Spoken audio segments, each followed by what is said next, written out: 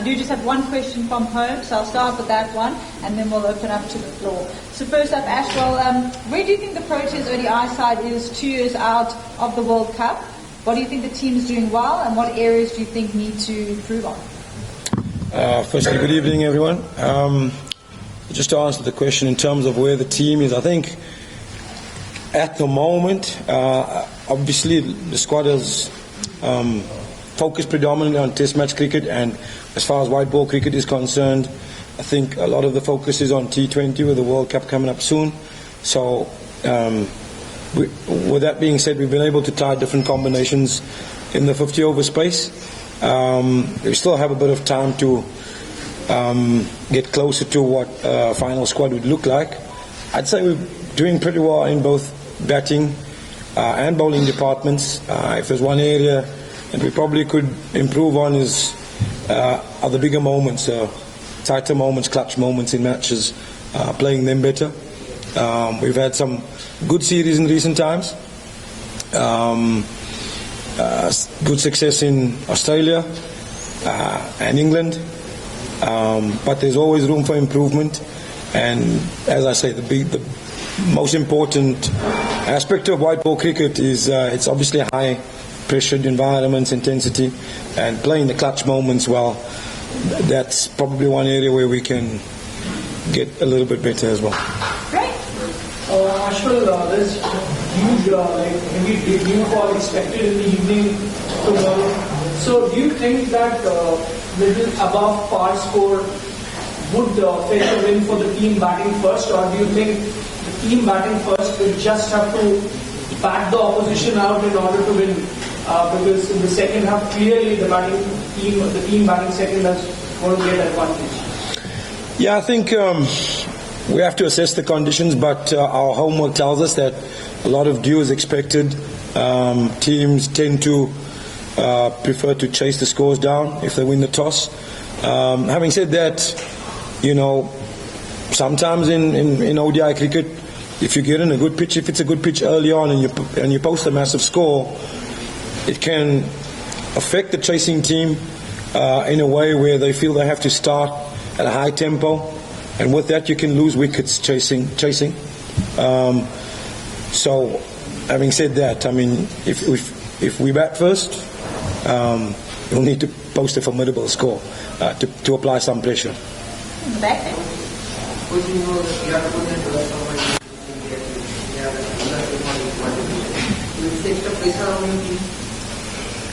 No, I wouldn't say it's extra pressure. I think as South Africans touring India is obviously, it's always exciting.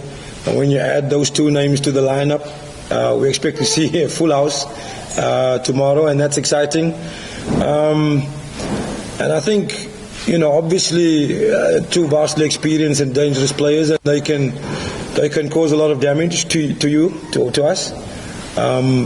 But we tend to try to focus on what sort of damage we can cause the opposition, rather than focus too much on how they can hurt us. Having said that, they're obviously world-class players and dangerous players, match winners.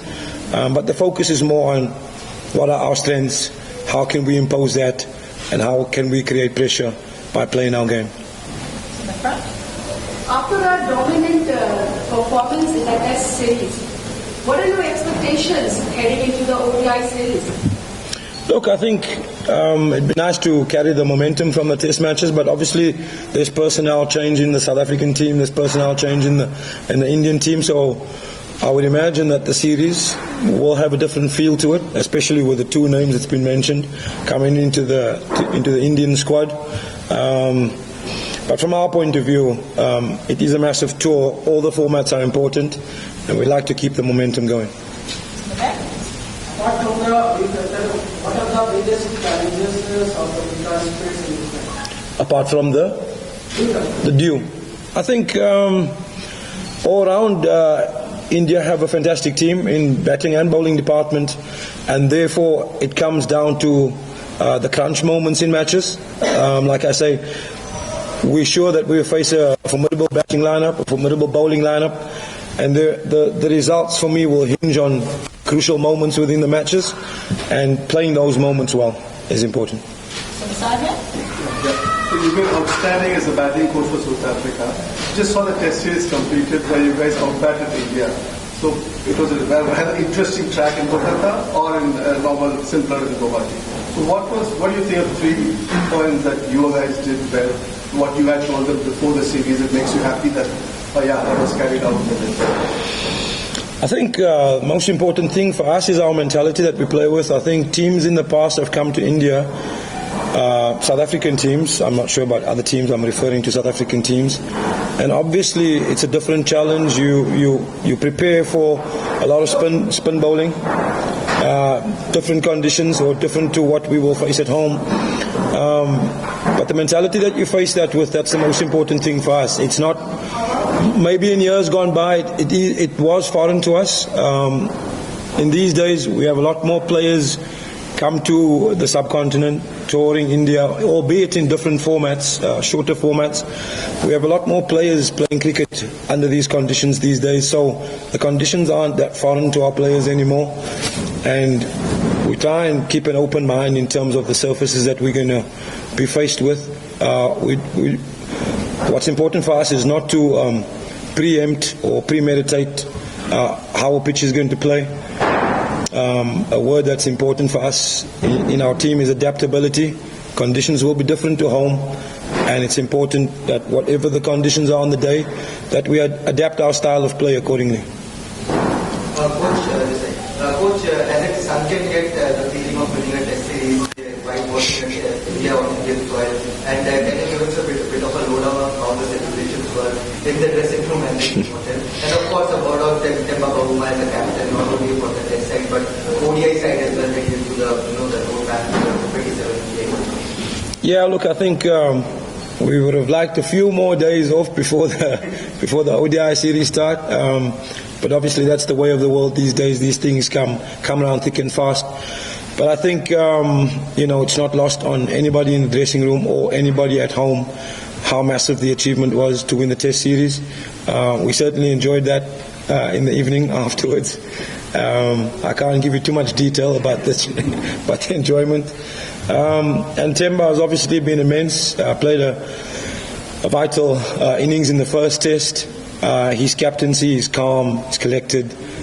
He's seen a lot of things in his career. He's faced a lot of adversity, and I think that makes his character a real strong one. And he's able to stay calm, and that obviously filters through the dressing room. So, he's got a phenomenal record, obviously, at the moment, and we hope that will continue. Great. We're going to start taking the last couple of questions in front. I wanted to say that it is hometown and captain and he is right now here in Ranchi. He is guiding his Indian team. What do you expect that he will be guiding Indian team for this pitch and the ground, if you have seen the ground and pitch of JSCA? And what is the challenge, the most challenge, bowling or batting for South Africa? Well, I think MS Dhoni's experience is vast, not only at his home ground but around the world. But also in the dressing room, the two names that was mentioned before, coming back into the squad, Kohli and Rohit, as well as the coach has got lots of experience, and other players in your squad, there's lots of experience. So I'm expecting them to understand the conditions better than us. But like I say, for us, our focus really is to try and adapt as quickly as possible. So assessing what the pitch is like and adapting to that as quickly as possible. And then obviously communication is important, getting word back into the dugout to get as much information about the surface. Really we can only focus on our roles. As far as India is concerned, lots of experience in their dressing room, but sometimes the most important thing for us is to focus on us. Great. Last two questions. A word on Mark Williams. Absence of Kagiso, how we prepared his game, and in the last test the way he batted on a pitch where most were struggling. He came up with an inning of 94 and 91 balls, and on a pitch where generally spinners are supposed to do well, he gets those wickets. Just a word about his batting and bowling, and you'll see the final of the tour for South Africa going ahead. Yeah, look, I think Marco Jansen's got a phenomenal record in Test match cricket. I think I saw some stats over the last couple of days. His average is in the early 20s. His strike rate is about 38 balls per wicket, and that's a phenomenal record, for a fast bowler. And then you add his batting. I think what's important for Marco is clarity about how he bats. When you're batting at number 8, number 9, generally you don't have a lot of partners. And then obviously as soon as the batting is done, you got to take the ball and start bowling. So for him, once he starts getting the clarity about the fact that he won't have a lot of partners, meaning that when he gets to the crease, once he gets in, he needs to score quickly because he's only got 1 or 2 partners to come. So playing an aggressive role is something that we discussed. He obviously has a bit more clarity about that now, and he played a magnificent innings. I mean, we were in a good position, but that innings kind of put us in a dominating position. And then to follow that up with the ball in the way that he did, again, we talk about assessing the conditions. When we come to India, we don't expect the pitches to bounce as much as that one did. So we assess. There's communication between our batters and our bowlers, and our batters' feedback was that the bounce is quite steep. Maybe we should look to use the bouncer more than what we anticipated. And the bounce was quite steep and it was difficult to handle. And therefore we say adapting to what is in front of us is the most important thing. So the conversation which you have, did he come up with this question that did you suggest to him or you gave him the freedom to go for it? No, I think as a general rule, myself with the head coach Shukri, these are our discussions. This is the best way we see him to be effective for the team. But I think it's just logical that if you bat at number 1, you have 10 partners. If you bat at number 9, you have only 2 or 3 partners. So you have to play your strokes to be effective in the innings. And obviously, while he had Muthusamy at the crease, they had a formidable partnership. Muthusamy was a solid partner for him, and he could play his game. QDK is in a sublime form after breaking out of the retirement, and the way he batted in Pakistan. Do you think that momentum would help you a lot in this series, and his comeback, what way that has bolstered your the motivation in the team and the balance of the team? Yeah, I think he's big, he's massive. I think to the gentleman's earlier question, with Rohit and Virat coming to the Indian team, I think Kohli probably has this similar effect coming into our team with his experience, with his quality that we saw in Pakistan. His presence definitely boosts the dressing room, and we got quite a few young left-handers and just quite a few young players in the team, and there's different squads.